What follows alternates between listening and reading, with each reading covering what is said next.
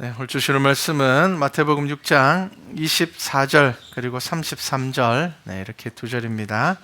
우리 함께 성경 말씀을 봉독하겠습니다. 한 사람이 두 주인을 섬기지 못할 것이니 혹 이를 미워하고 저를 사랑하거나 혹 이를 중히 여기고 저를 경히 여김이라. 너희가 하나님과 재물을 겸하여 섬기지 못하느니라. 그런즉 너희는 먼저 그의 나라와 그의 의를 구하라. 그리하면 이 모든 것을 너희에게 더하시리라. 아멘. 자, 오늘 말씀은 우리가 정말 많이 듣는 말씀이고요. 또 외우는 암송 구절 가운데도 있는 그런 말씀이죠.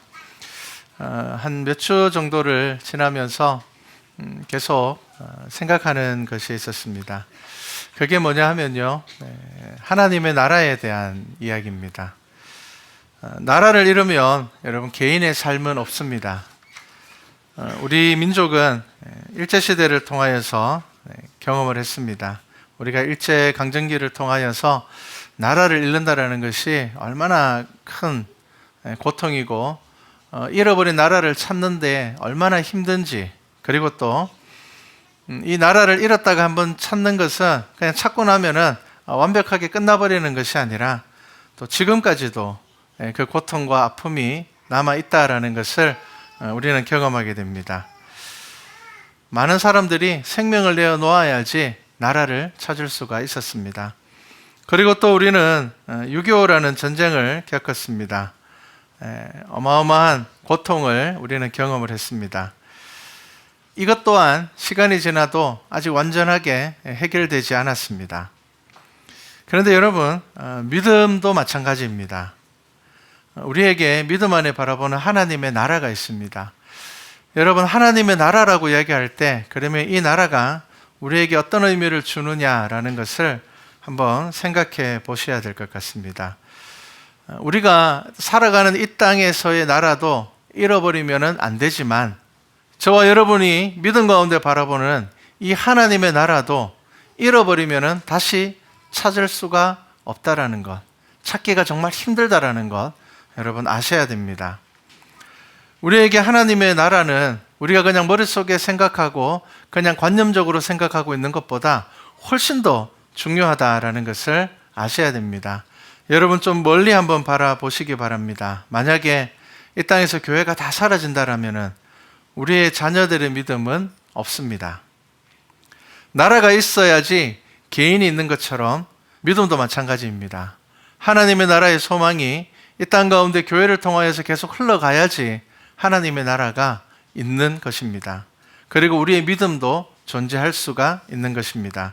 설마 교회가 사라지겠습니까? 이렇게 우리가 생각할 때가 많습니다. 그런데 여러분, 눈을 들어서 앞선 기독교 국가들을 한번 바라보시기 바랍니다. 교회는 점점 사라지고 있고요. 교회는 있지만 그 교회 안에서 복음이 선포되어지는 것이 아니라 교회 안에서 세상적인 철학적인 이야기들, 윤리적인 이야기들, 그러한 것들이 선포되어지고 있으며 그리스도를 통하여서 우리 구원받을 수 있습니다. 오직 예수님밖에 없습니다라는 복음은 점점 사라지고 있다는 것을 보셔야 됩니다. 살기 좋아서 교회가 사라지는 것이냐? 그렇지 않습니다. 혹은 다른 이유가 있기 때문에 교회가 사라지는 것이 아닐까? 우리는 정말 심각하게 한번 생각해 보아야 됩니다. 그리고 그것이 무엇을 의미하는지를 한번 생각해 보시기 바랍니다. 영적 전쟁은 지금 세계적으로 이루어지고 있습니다. 예수 그리스도를 통하여서 복음이 선포되어지는 그 순간부터 영적 전쟁은 시작되었습니다.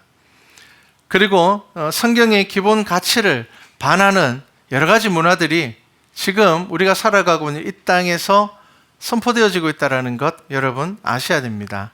지금 많은 사람들이 기독교 복음을 선포하면서 그리고 또 복음 안에서 하나님의 나라를 바라보면서 가장 위태롭게 바라보고 있는 것 두 가지가 있습니다. 그 중에 하나가 뭐냐면 젠더 이데올로기라고 이야기를 합니다.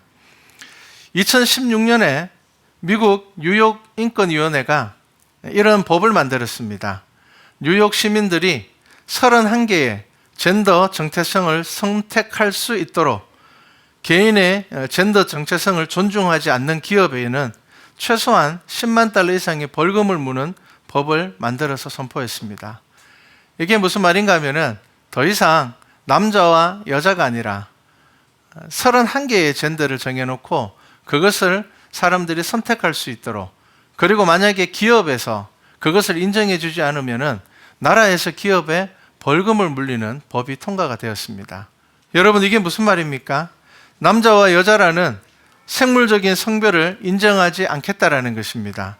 나중에는 사람이 스스로 나는 겉모양은 사람이지만 나는 사람이 아니야 라고 이야기를 해도 인정해 줘야 되는 시대가 될 것입니다. 페이스북 같은 경우에는 50개의 성을 정해놓고 선택하라고 이야기를 하고 있습니다. 남자와 여자가 아닙니다.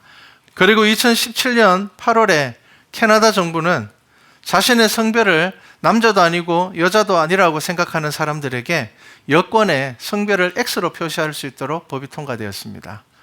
그래서 이제 여권을 보면은 이 사람이 남자인지 여자인지 자신을 뭐라고 정의하는지 알 수 없는 시대가 되었습니다.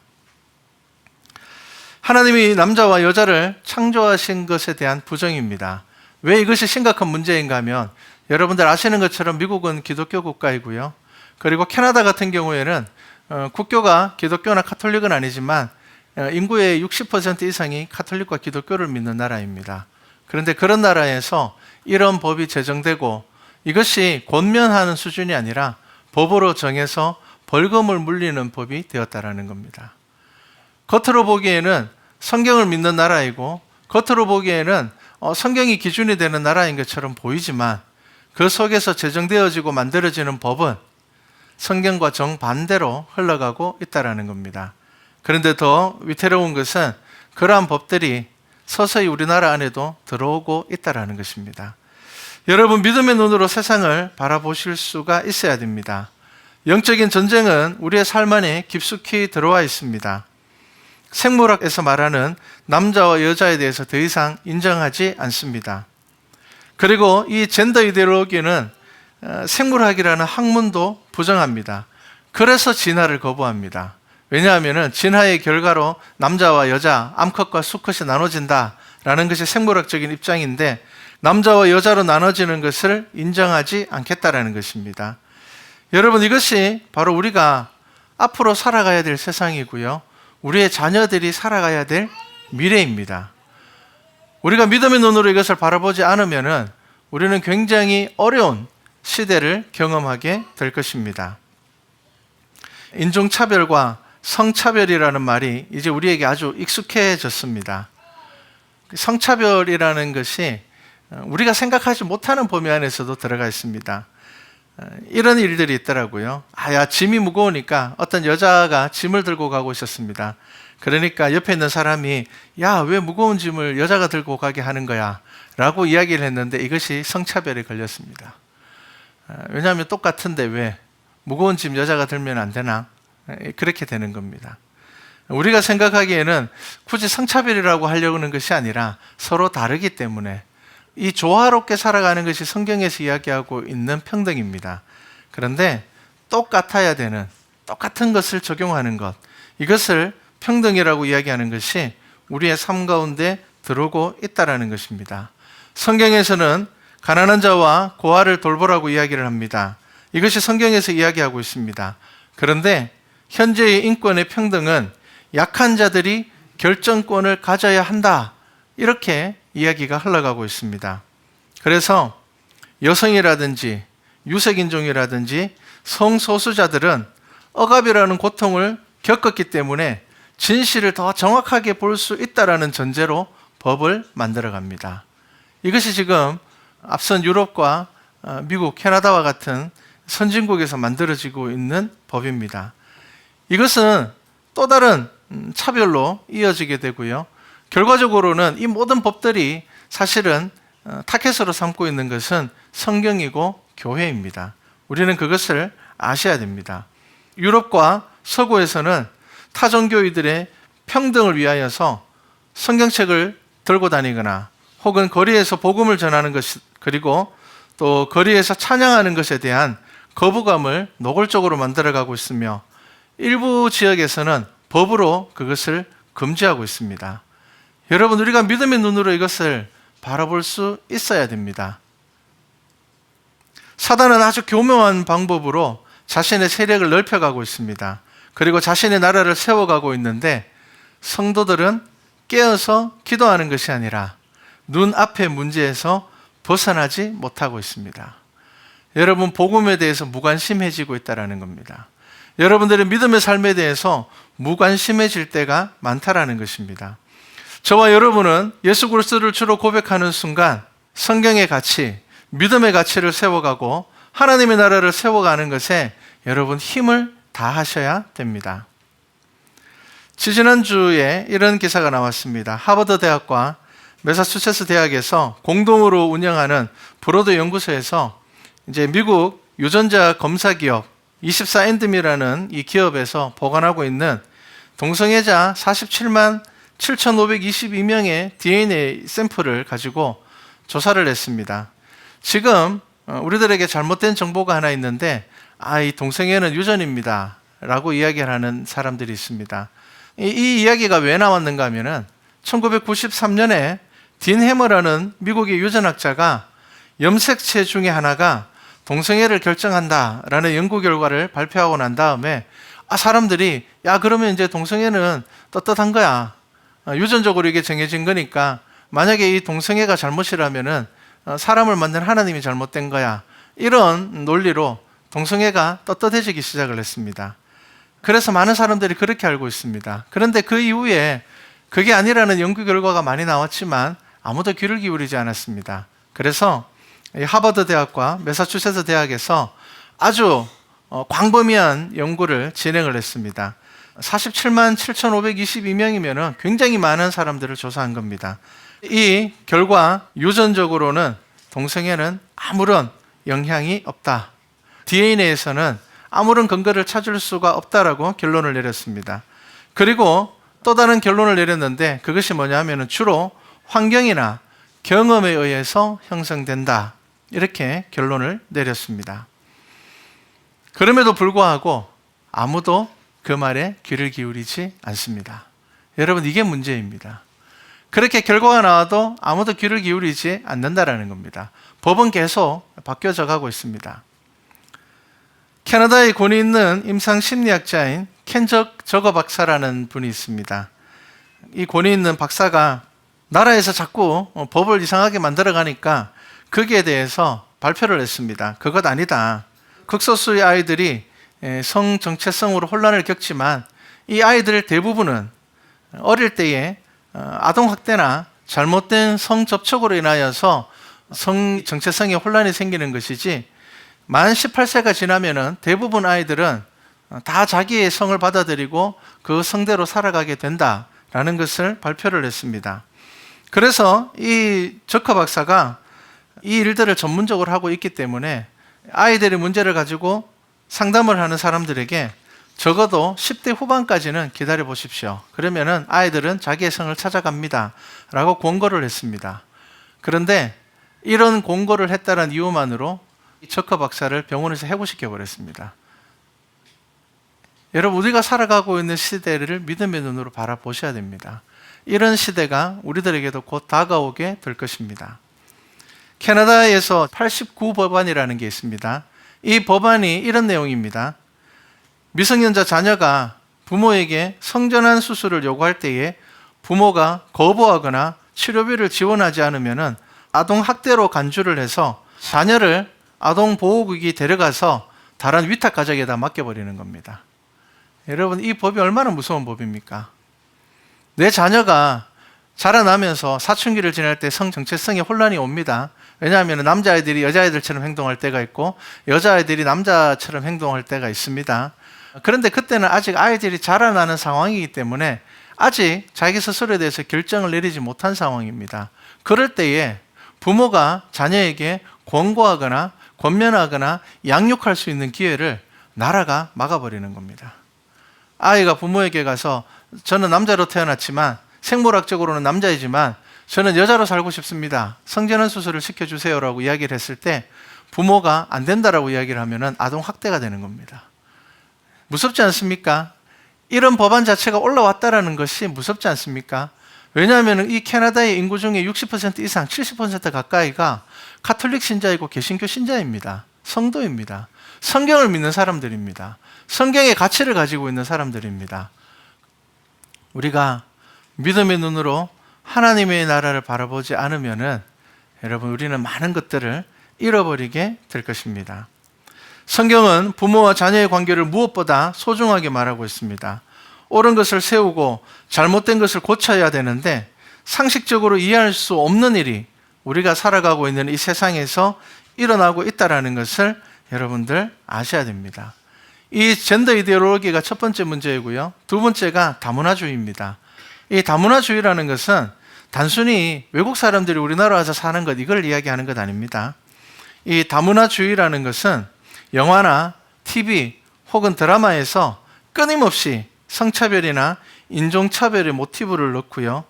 혹은 여성이나 성소수자나 유색인종은 아주 긍정적이고 착하고 선한 모델로 나오고요. 돈 많은 사람들 혹은 정상적인 이성애자들 혹은 남자들은 사악하거나 편협한 모델로 제시하게 됩니다. 이것이 아무것도 아닌 것 같지만 자연스럽게 사람들에게, 특히나 여러분 어른들에게는 상관이 없습니다. 사실 이 문화들이 노리는 것은 우리의 자녀 세대들입니다. 아이들이 무엇인가 생각을 정리하고 생각을 만들어야 되는 그 나이대에 옳고 그름에 대한 기준이 생기기 이전에 이미 다른 것들이 그 속에 자리 잡게 된다는 겁니다. 그래서 무조건적인 적개심을 생기기도 하고요. 때로는 옳고 그름을 판단하지 않고 무조건 다 받아들이는 그런 세상을 만들어가고 있다는 것을 아셔야 됩니다. 자, 왜 우리가 하나님의 나라를 생각해야 되는가? 자, 오늘 말씀해 보면은 먼저 너희는 그의 나라와 그의 의를 구하라, 이렇게 이야기를 합니다. 다른 것 다 구하지 말고 하나님의 나라만 구하고 살아, 이것 아닙니다. 먼저 그의 나라와 그의 의를 구하라, 그렇게 말씀하고 있습니다. 왜 그렇습니까? 여러분, 우리의 자녀가 믿음으로 자라나기를 원합니까? 그렇다면 우리는 먼저 하나님의 나라를 구하여야 합니다. 예수님께서 교회를 세우신 이유를 알아야 됩니다. 왜 예수님께서 베드로의 신앙 고백 위에 교회를 세우셨을까라는 것을 여러분 아셔야 됩니다. 우리가 종종 TV를 보면은 동물을 잡을 때에 덫을 놓습니다. 그 덫 안에는 동물이 가장 좋아하는 음식이 들어있습니다. 동물에게 가장 중요한 것은 뭡니까? 먹는 겁니다. 가장 강한 본능이 먹는 거죠. 가장 중요한 것이 지금 눈앞에 있습니다. 그런데 지켜보는 사람들에게는 덫이 보입니다. 그런데 동물들에게는 덫이 보이지 않습니다. 만약에 동물들이 덫을 본다라면 거기 들어가겠습니까? 절대로 안 들어가죠. 봐도 이게 뭔지 모릅니다. 그런데 내가 정말 좋아하는 게 그 안에 있습니다. 그러니까 들어가는 겁니다. 그런데 여러분, 우리의 인생은 어떠한지 한번 보시기 바랍니다. 여러분, 믿음의 눈으로 바라볼 때에 이 덫이 보여야 됩니다. 우리가 정말 바로 눈앞에 있는 것, 내가 좋아하는 것, 내가 재밌는 것, 즐거운 것, 이것 쫓아가다 보면요, 때로는 우리가 믿음을 잃어버릴 때가 너무 많다라는 것입니다. 오늘 말씀은 산상수훈 가운데 있는 말씀입니다. 그리고 오늘 우리가 읽은 이 말씀의 앞에 보면은 보물에 대한 이야기가 나옵니다. 너희를 위하여 보물을 땅에 쌓아두지 말라, 이렇게 이야기를 합니다. 이것은 뭐 헌금 많이 해라, 그런 이야기가 아니라 우리의 보물이 믿음이라는 것을 알라는 겁니다. 우리의 보물이 하나님의 나라라는 것을 아셔야 한다라는 겁니다. 그리고 이 말씀이 쭉 우리가 읽은 24절 말씀을 지나고 난 다음에 무엇을 이야기하는가 하면요, 그러므로 내가 너희에게 이르노니 목숨을 위하여 무엇을 먹을까, 무엇을 마실까, 몸을 위하여 무엇을 입을까 염려하지 말라, 이렇게 이야기를 합니다. 자, 우리가 중요하게 생각하는 게 뭐라고요? 무엇을 입을까, 무엇을 먹을까, 무엇을 입을까, 이게 우리의 가장 중요한 관심이라는 겁니다. 여러분, 이거 잘못된 것 아닙니다. 야, 그런 거 생각하지 마, 이거 아닙니다. 뭡니까? 그거 정말 소중해. 그런데 그것보다 먼저 생각해야 될 것이 있다는 겁니다. 그것이 무엇입니까? 바로 하나님의 나라라는 것을 알아야 한다는 겁니다. 여러분, 무엇을 입을까, 무엇을 먹을까 걱정하지 마라, 이 말 받아들이기 정말 어렵습니다. 왜 그렇습니까? 정작 우리에게 가장 중요하다고 생각되는 부분이 사실 이 부분이기 때문입니다. 그리고 가난을 경험해 본 사람, 가난을 경험하고 있는 사람에게는 더욱 그렇습니다. 그런데 여러분, 이것 가치가 없다라고 이야기하는 것 아닙니다. 분명히 하나님께서 예수 그리스도를 통하여서 우리에게 주시는 말씀은 이것보다 우선되어야 되는 것, 하나님의 나라가 되어야 된다는 겁니다. 왜냐하면 처음에 이야기했습니다. 나라를 잃어버리면 다 잃어버립니다, 여러분. 하나님의 나라를 잃어버리면 다 잃어버리게 되는 겁니다. 하나님의 나라를 잃어버리면 우리가 무엇을 입을까, 무엇을 마실까 하는 이것들도 나중에는 의미가 없어지게 된다는 것을 말하고 있는 겁니다. 우리가 진짜 중요하게 생각하는 먹고 마시는 문제가 나라를 잃어버리게 될 때에는 아무것도 아니라는 것을 나중에 알게 되는 겁니다. 그래서 25절 말씀에는 뭐라고 이야기를 하는가 하면은 목숨이 음식보다 중하지 아니하며 몸이 의복보다 중하지 아니하냐, 이렇게 이야기를 합니다. 진짜 중요한 것을 바라볼 때에 저와 여러분의 믿음이 올바로 설 수가 있다라는 겁니다. 하나님의 나라를 세우는 첫 시작이 바로 교회를 세우는 것입니다. 여러분, 교회를 든든히 세우는 것은 개인의 믿음을 먼저 세우셔야 됩니다. 여러분, 개인의 믿음을 잘 세우셔야 됩니다. 건강하게 세우셔야지 교회가 건강한 교회가 됩니다. 여러분, 예배에 대하여서 여러분들의 마음이 분명해야 됩니다. 내가 이번 주는 바빠서 교회 못 나갔어. 그러면 여러분, 수요 예배라도 나올 생각을 하셔야 됩니다. 내가 주일은 바빠서 어쩔 수 없이 못 나갔으니까 그러면 수요 예배를 나가야지 라고 생각하셔야 됩니다. 정말 기도하는 것이 중요하다고 생각하신다면 내가 매일 새벽 기도에는 못 나가지만 한 달에 한 번은 내가 나가야 되겠다. 여러분, 그렇게 생각하셔야 됩니다. 갑자기 내가 내일부터 새벽 기도 안 빠지고 나갈 거야. 여러분, 그렇게 하면 지칩니다. 그렇게 하시면 안 됩니다. 여러분, 예배가 여러분 삶에서 먼저가 되어야 됩니다. 그것이 바로 하나님의 나라를 세워가는 것입니다. 성도는 교회에 대한 책임과 의무를 가지셔야 됩니다. 건강한 교회 하나가 생명을 살리는 그 구심점이 될 것입니다. 먹고 마시는 것도 정말 중요합니다. 그런데 그것보다 더 중요한 것은 무엇입니까? 하나님의 나라를 잃어버리게 되면은 우리의 먹고 마시는 것이 아무 의미 없게 된다는 것을 기억하셔야 됩니다. 가정과 교회를 함께 세워나가는 것이 바로 올바른 믿음입니다. 가정이 무너지는 것만큼 교회가 무너지는 것 심각한 일입니다. 하나님의 나라의 기반, 출발이 사라지고 있다는 것입니다. 자, 오늘 말씀을 기억하십시오. 먼저 우리가 해야 할 일은 하나님 나라의 소망을 분명히 세워야 한다는 것입니다. 그리고 그 소망의 출발에 예수님께서 베드로를 통하여서 세우신 교회가 있음을 기억하시기 바랍니다. 하나님이 기뻐하시는 교회를 세우기를 위해서 저와 여러분 모두가 힘써야 할 것입니다. 아이들은 믿음으로 자라고 어른들은 하나님을 올바로 섬겨서 무거운 짐진 자들이 우리 교회를 찾았을 때 그리스도의 이름으로 회복과 평안을 누리는 그런 교회와 성도 되기를 주님의 이름으로 축복합니다.